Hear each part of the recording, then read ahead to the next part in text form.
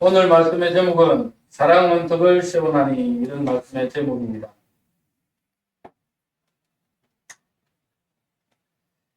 우리는 고린도 교회를 통하여 교회론에 대해서 배우고 있습니다. 어떤 교회가 되어야 할까? 하나님께서 어떤 교회를 원하실까에 대하여 고민하고 함께 살펴보고 있습니다. 여러분이 잘 아시는 대로 고린도 교회는 아무 문제가 없는 교회가 아니었죠. 완벽한 교회가 아니었다는 말입니다. 도리어 많은 문제를 안고 있는 교회였습니다. 마치 오늘날 한국 교회처럼 많은 문제를 가지고 있던 교회가 고린도 교회였습니다. 문제가 많은 고린도 교회의 모습을 살펴보면서 오늘날의 교회들이 겪을 수 있는 문제들을 함께 고민하고 해결해보는 시간이 되기를 바라는 마음으로 고린도 교회를 살펴보고 있습니다. 지금까지 고린도 교회에 대해서 우리가 살펴봤는데 한번 복습을 해보도록 하겠습니다. 고린도 교회가 어떤 문제가 있었는지에 대해서 한번 생각해 봅시다. 첫 번째 문제는 뭐였습니까? 그렇죠. 예, 맞습니다. 분열의 문제였죠. 파당을 만들어서 분열하는 문제였습니다. 바울파, 아볼로파, 게바파, 그리스도파 이렇게 파로 나누어서 그래서 파당을 만들고 당파 싸움을 하는 그런 교회였습니다. 이렇게 분열하는 고린도 교회를 향하여 사도 바울은 인간이 아니라 오직 그리스도만이 머리가 되시고 그분의 말씀에 순종하여 하나 되는 교회가 되어야 한다라는 것을 권면하고 있습니다. 고린도 교회 두 번째 문제는 뭐였습니까? 그렇죠. 음행의 문제였습니다. 그것도 세상 사람들이 하지 않은 음행을 행하였습니다. 어떤 음행이었죠?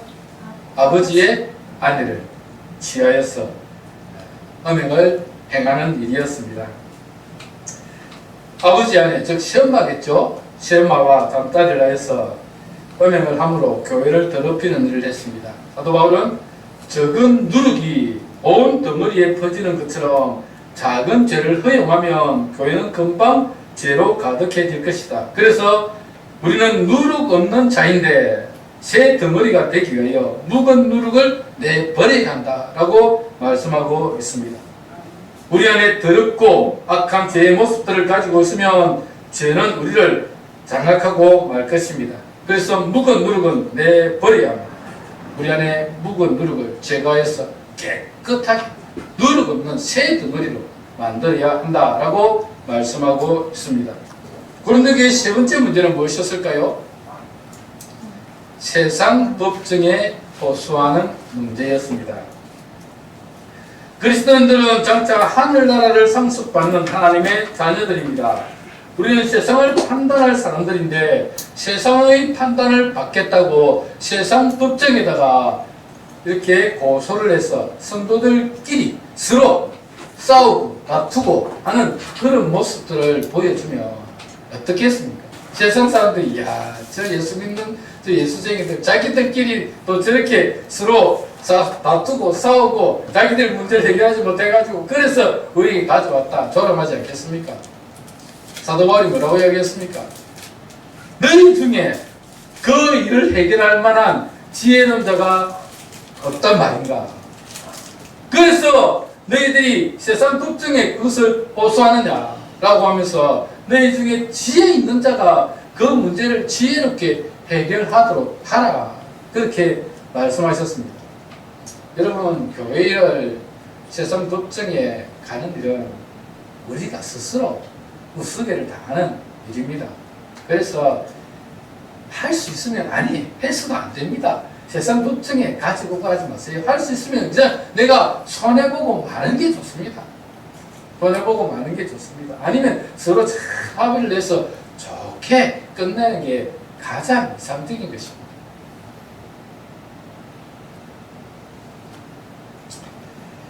그리고 계속해서 이어지는 게 이제 결혼에 대한 것을 말씀하시면서 결혼에 대해서 여러 가지를 말씀합니다.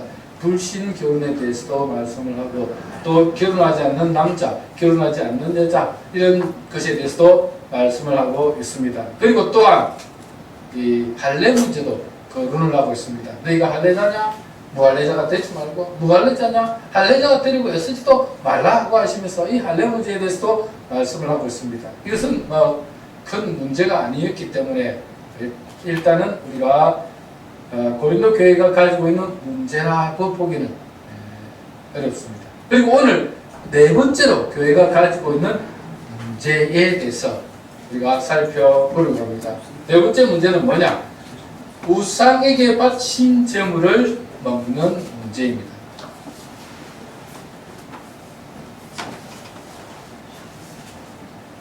우상에게 바친 제물을 먹는 문제.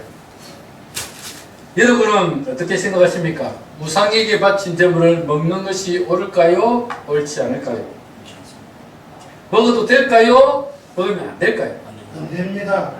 예, 확실하시네요.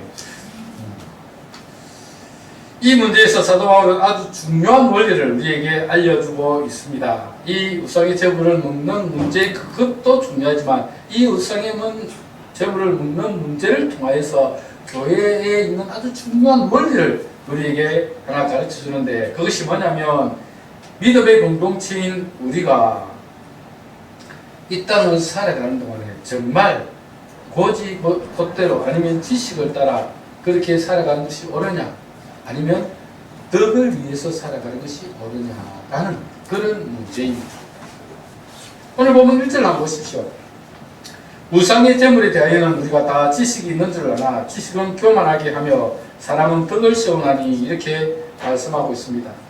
우상의 제물에 대해서는 우리가 지식이 있다는 말입니다.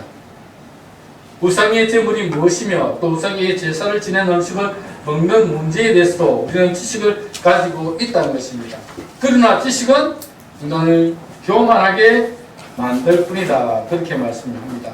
지식이 중요한 것이 아니라 그 지식을 어떻게 사용하느냐가 중요하다라는 말입니다. 우리가 아는 지식은 우리를 교만하게 만들 수 있지만 사랑은 덕을 세운다, 그렇게 말씀하고 있습니다. 우리가 지식이 있어도 사랑으로 사용하지 않는다면 그 지식은 우리를 교만하게 할 뿐이다, 이 말씀입니다. 교회는 지식도 중요하지만 더 중요한 것이 덕을 세우는 일이며, 그 덕을 세우기 위해서는 사랑으로 행하여야 한다라고 말씀하고 있습니다.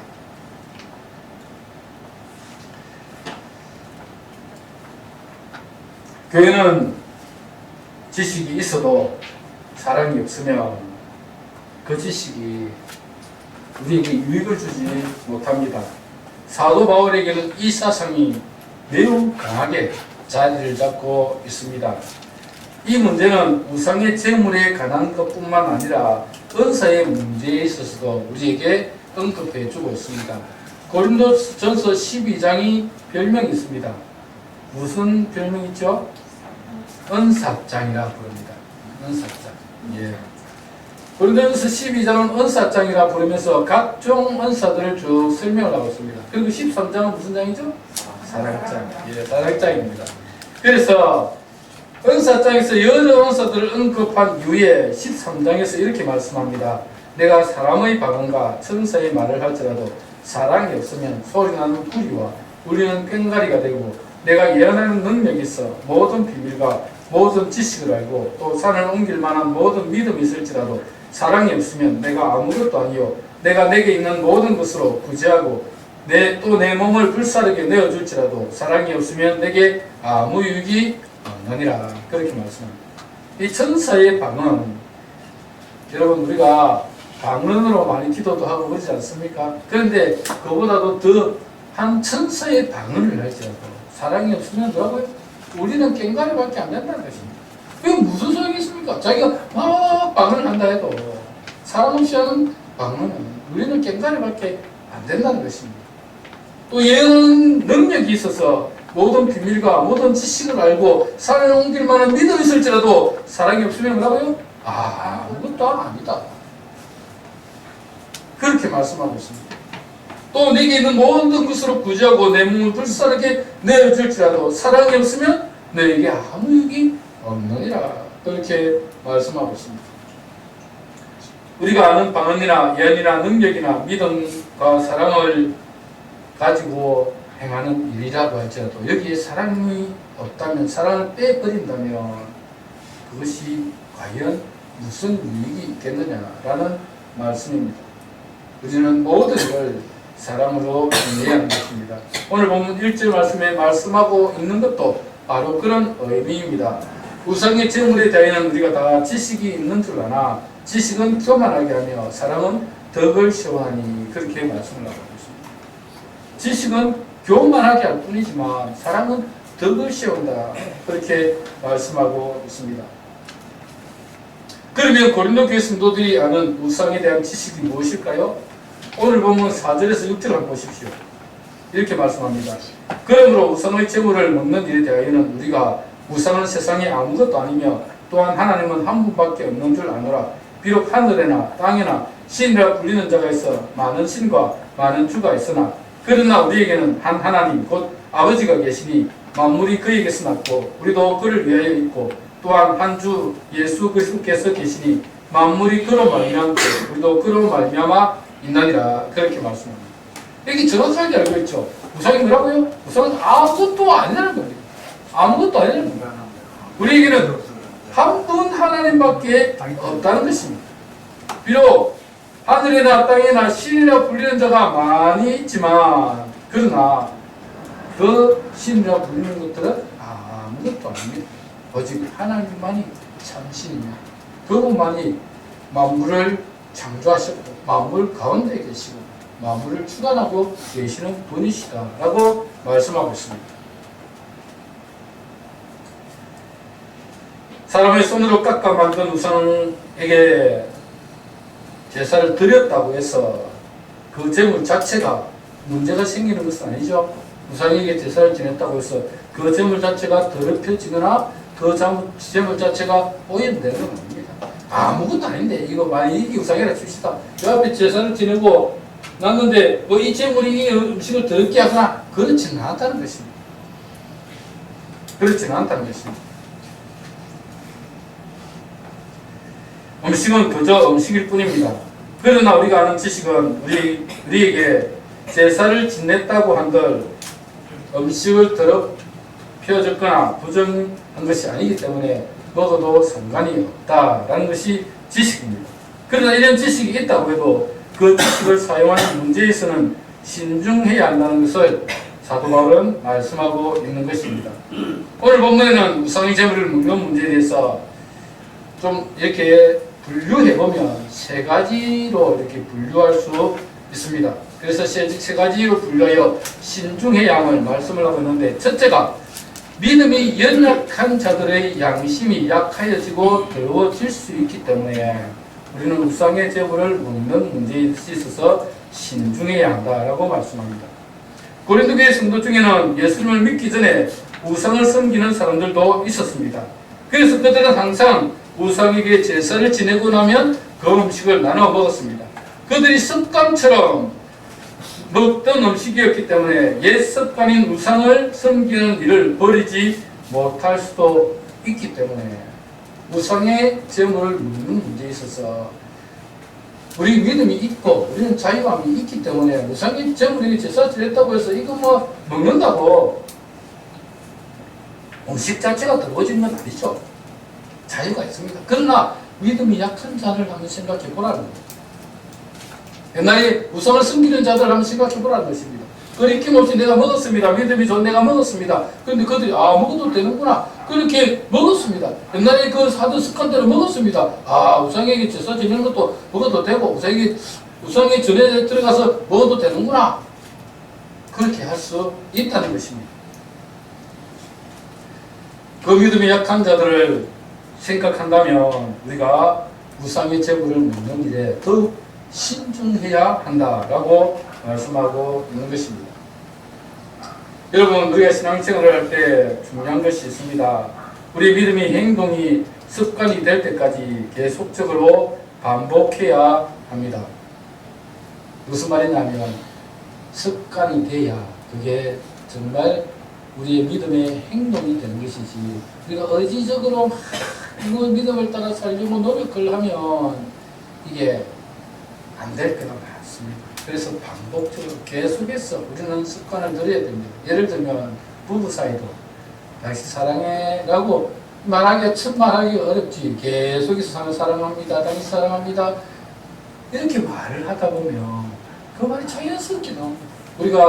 우리 민안교회 새벽 기도를 안 드리기 때문에 항상 제가 강조하는 게 아침에 일어나자마자 기도하십시오.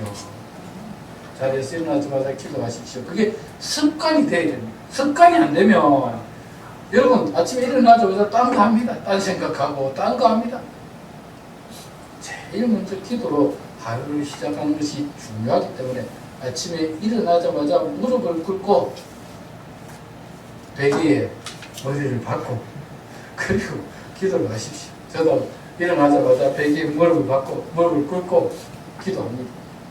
그게 습관이 안 되면 쉽지 않습니다. 여기에 이 우상에게 제사를 지내던 사람들도 마찬가지입니다. 그런 습관들이 있었다고 말씀합니다. 그렇죠. 그런 습관들이 있는 자들이 이제 예수를 믿었는데 믿고는 우상에게 제사를 지내면 안 되는구나, 제사를 지내지 말아야지 하고 있는데 믿음이 있는 우리가 우상에게 제사 지내는 음식을 먹고 있단 말이죠. 그러면 그들이 시험되지 않겠습니까? 그 믿음이 약한 자들을 생각해 보라는 거죠. 그래서 우리는 우상의 제물을 먹는 문제에 있어서 매우 신중해야 한다는 것입니다. 두 번째는 우상의 제물을 먹음으로 믿음이 약한 자들이 걸려 넘어질 수 있다고 말씀합니다. 오늘 본문 8절 9절을 보시면 음식은 우리를 하나님 앞에 내세우지 못하나니 우리가 먹지 않는다고 해서 못 사는 것도 아니고 먹는다고 해서 더 잘 사는 것도 아닙니다. 그런즉 너희 자유가 믿음이 약한 자들에게 걸려 넘어지게 하는 것이 되지 않도록 조심하라. 그렇게 말씀하고 있습니다. 우리가 살아가면서 먹는 즐거움이 있죠? 있습니다. 예, 먹는 즐거움이 있습니다. 저도 맛있는 거 먹으면 즐겁습니다. 여러분도 그렇죠? 그래서 돈을 많이 들여서라도 맛있는 거 먹으러 갑니다. 또 여행을 해보면 여행을 보는 것만 즐거움이 아닙니다. 좋은 데 가서 좋은 음식, 맛있는 음식, 그 지역의 음식들을 먹어보는 것도 굉장한 즐거움입니다. 그러나 그런 맛있는 음식을 안 먹는다고 해서 무슨 문제가 생기거나 여행을 망치는 것은 아닙니다. 그런 음식 때문에 오히려 믿음이 연약한 자들이 시험에 들 수도 있다는 사실을 생각해 보라는 것입니다. 오늘 본문에서 말씀하고 있는 게 그겁니다. 우리는 우상의 제물에 대한 지식이 있기 때문에 아무 거리낌 없이 먹을 수 있지만 보는 이들 중에는 믿음이 약한 자들이 우상에게 제사를 지내는 음식을 먹는 우리를 보면서 시험에 들 수 있습니다. 그래서 우리가 우상의 제물을 먹는 문제에 있어서는 신중해야 합니다. 나의 자유가 다른 사람에게 걸림돌이 되어서는 안 된다는 말입니다. 음식뿐만 아니라 모든 면에서 그렇습니다. 술과 담배를 하는 문제에 있어서도 마찬가지입니다. 우리는 술과 담배에 있어서도 자유함을 누릴 수 있지만 그것 때문에 시험을 드는 사람들이 분명히 있습니다. 특히 우리나라에 선교사들이 들어오면서 금주와 금연을 강조했기 때문에 그것이 전통처럼 굳어졌습니다. 실제로 금주와 금연은 우리의 경건 생활에 많은 도움이 되고 건강에도 많은 도움을 줍니다. 우리의 선배들이 세워놓은 이 좋은 전통을 깨면서까지 음주와 흡연을 할 필요가 있겠는가 그 말입니다. 특히 믿음이 약한 자들과 불신자들은 예수 믿으면 술도 안 먹고 담배도 안 피운다고 알고 있는데 그런 자들이 예수 믿는 사람들이 술하고 담배하면서 그렇게 자기의 생활들을 삶들을 난잡하게 한다면 그것을 보는 불신자들이 혹은 믿음이 연약한 자들의 양심이 걸려 넘어지지 않겠는가 하는 문제입니다. 우리 자유가 믿음이 약한 자들에게 걸려 넘어지지 않도록 해야 한다고 말씀하고 있습니다. 우리에게 자유가 있지만 그 자유가 믿음이 약한 자들에게 걸림돌이 되어서는 안 되는 것입니다. 마지막 세 번째로 우상의 제물을 무분별하게 먹음으로 다른 사람들에게도 담력을 주어서 우상의 제물을 먹을 수 있도록 하면 안 됩니다. 오늘 보면 10절을 보시면 지식이 있는 내가 우상의 집에 앉아 먹는 것을 누구든지 보면 그 믿음이 약한 자들의 양심이 담력을 얻어 우상의 제물을 먹게 되지 않겠느냐라고 말씀합니다. 당시 고린도 지역에는 많은 신들과 신전들이 있었습니다. 미의 여신 아프로디테, 그리고 헨스만, 잘생기고 남성적인 아폴로 신전, 그리고 바다의 신 포세이돈 신전, 이런 신전들이 고린도 지역에는 많이 있었습니다. 그런 신전 앞에 가서 나는 자유하기 때문에 우상에게 제사를 지낸 음식을 먹어도 괜찮다라고 하면서 그 음식을 먹는다면 고린도 교인 중에 상당수가 그런 신전에 나가서 음식을 먹을 수도 있다는 것입니다. 믿음이 담대한 내가, 예를 들어서 제가 그런 우상의 신전 앞에 나가서 음식을 먹는다 칩시다. 나는 자유하지 않습니까? 그거 뭐 음식 우상에게 제사 지냈다고 해서 그 음식이 들어지는 것도 아닌데 그런 마음을 먹었다 칩시다. 먹으면 안 되지만 먹었다 칩시다. 그런데 그걸 보면서 사람들이 담대함을 가질 수 있다는, 우상에게 제사를 지내는 것도 먹어도 되는구나. 아니면 신전 앞에 가서 음식을 먹어도 되는구나. 라고 생각하면서 그렇게 하는 사람들이 생길 수 있다는 것입니다. 우리의 행동이 그들에게 이 경우의 수를 줄 수 있다는 것입니다.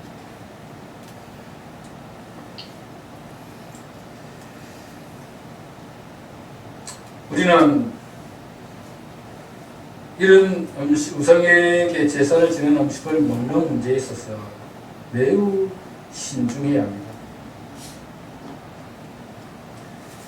우리가 이런 실수를 자주 할 수도 있습니다. 특히 나는 믿음이 있어서 어떤 이들도 할 수 있다고 하며 자신의 믿음을 자랑하거나 뽐내는 사람들이 있습니다. 결국 이런 일들 때문에 믿음이 약한 자들이 시험을 받는 경우가 생깁니다. 우리의 믿음은 나를 드러내기 위한 수단이 아닙니다. 우리의 자유는 나의 믿음을 자랑하는 수단이 되어서는 안 됩니다. 믿음이 성숙한 우리는 더욱 겸손하게 나아가는 자리로 나아가야 하며 배려와 섬김의 자세로 연약한 지체들을 돌아보아야 합니다. 여러분, 사도 바울이 우리에게 권면하고 있는 것이 무엇인지 감이 잡히십니까? 우리에게는 지식도 있고 자유도 있다는 것입니다. 우상의 제물을 먹는 문제는 우리에게 아무 문제가 되지 않는다는 것입니다. 우상의 제물 먹는다고 해서 지옥 갑니까? 우상의 제물 아무것도 아닙니다. 먹어도 되고 먹어도 되지 않습니까? 아무것도 됩니다. 그런데 이것 때문에 누군가가 시험이 들거나 누군가 담대하게 우상의 신전에 나가서 그것을 먹는다면 그것 때문에 걸려 넘어지는 사람들이 있기 때문에 우리는 우상의 제물을 먹지 않는 것이 더 덕이 된다는 것을 사도 바울이 말씀하고 있는 것입니다.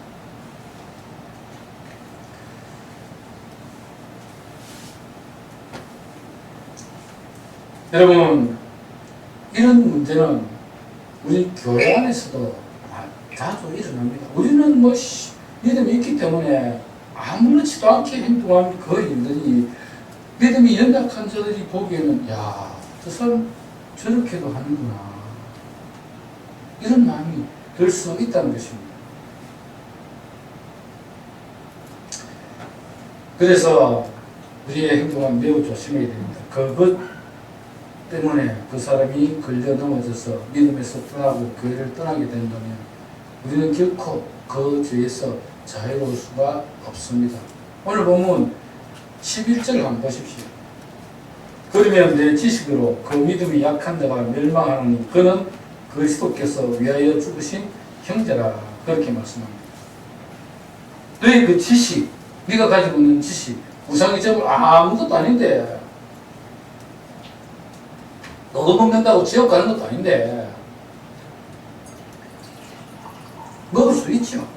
그러나 그것 때문에 누군가가 시험에 빠져서 그가 교회를 떠난다면, 믿음에서 떠난다면, 그 믿음이 약한 자가 멸망한다면 어떻게 되겠느냐. 그는 그리스도께서 그를 위하여 죽으신 형태다. 그렇게 말씀하고 있는 것입니다.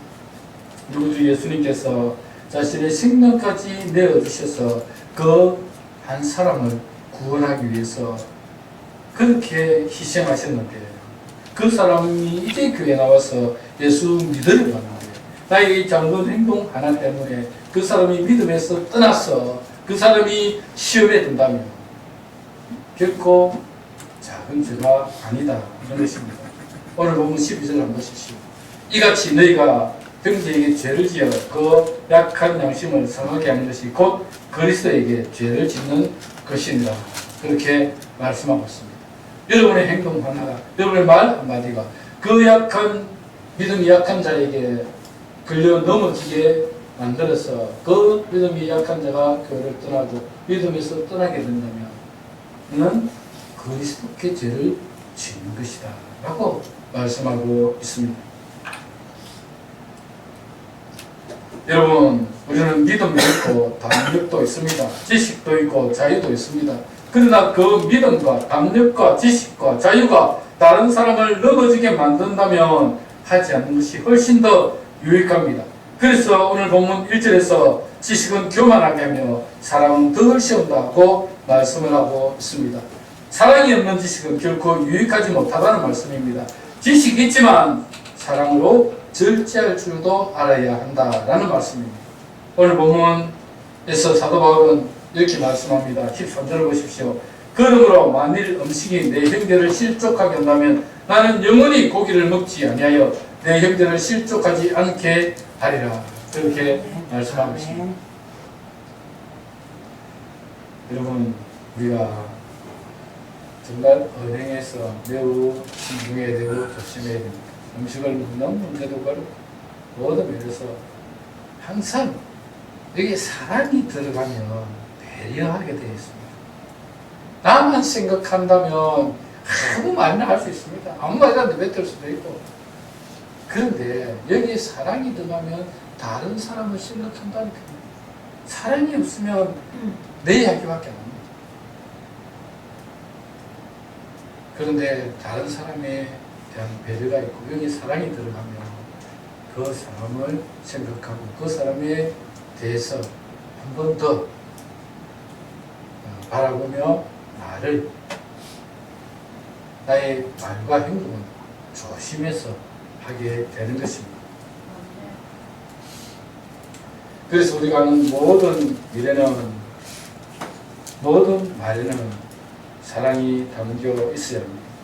사랑이 있어야 다른 사람을 배려하게 되고 다른 사람의 양심을 지켜줄 수 있습니다. 그래서 사랑장이 13장에서 사랑을 이렇게 정의하고 있습니다.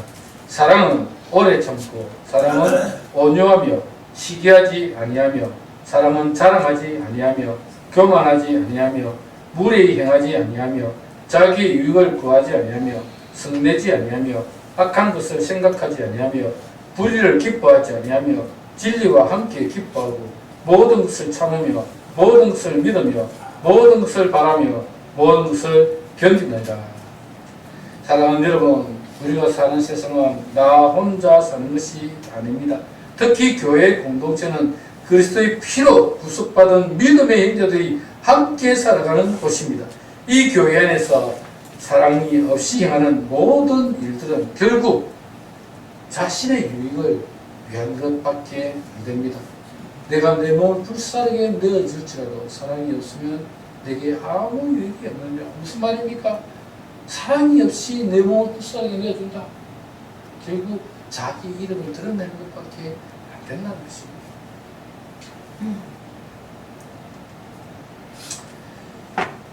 여러분, 사랑이 없는 말과 행동은 결국 교회 공동체를 위기에 빠지게 만듭니다. 그래서 모든 일을 사랑으로 해야 합니다. 우리 민항교회는 사랑이 넘치는 교회이지만 더욱 여러분 사랑으로 행했으면 좋겠습니다. 아멘. 지식은 교만하게 행하지만 사랑은 덕을 시험합니다. 덕을 시험합니다. 그래서 여러분 우리가 덕이 되는 일이에요. 덕이 되는 일. 생각해 보십시오. 아, 이걸 하면 덕이 되겠는가 안 되겠는가. 그러면 답이 안 나오겠습니다. 주님의 몸된 교회를 사랑으로 섬김으로 주님의 교회를 아름답게 세워가야 할 것입니다. 그래서 여러분 우리가 지식이 있지만 그 지식을 내 자유를 가지고 마음대로 사용하는 것이 아니라 때로는 철저하고 때로는 배려하고 때로는 하지 않는 것도 유익하다는 것입니다. 그래서 우리 미남교회가 그런 사랑으로 덕을 씌우는 교회, 그런 교회가 되었으면 좋겠습니다. 여러분 모두가 정말 사랑으로 섬김으로 우리 미남교회가 그렇게 모든 성도들이 주님의 사랑을 깨닫고 체험하고 함께 나누는 복된 미남교회 되기를 주님의 이름으로 축복합니다. 말씀을 기억하면서 함께 기도하도록 하겠습니다. 기도할 때는 이 땅을 사는 동안에 우리가 정말 지식으로 사는 것이 아니라 사랑으로 덕을 세우는 일을 위해서 살아가는 우리의 삶이